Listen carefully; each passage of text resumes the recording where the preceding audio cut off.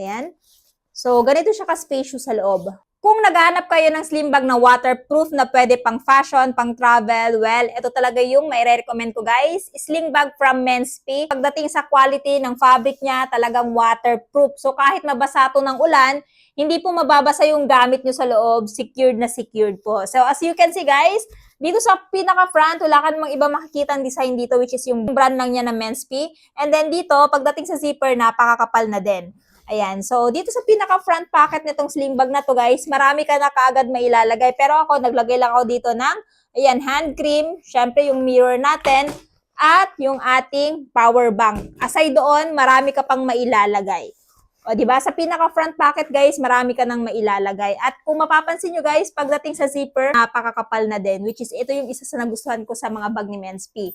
And then, dito naman sa pinaka-main pocket, ayan, so, ganito siya ka-spacious sa loob. So, naglagay tayo ng wallet, dalawa, at saka yung massager natin. So, kung tatanggalin natin to, dito siya ka-spacious. Ayan. Tapos, meron pa siyang partition dito, guys, na kung saan pwede mong ilagay dito separately yung wallet ninyo. Kapag dating dito sa likod, meron ka ding mailalagay pa na gamit. So, ganito siya ka-handy, guys. Pwede mo siyang gamitin shoulder bag. I-adjust mo lang yung strap niya ng paganyan para maging shoulder bag na siya. Ganyan. O, diba? Pwede mo siyang iganyan.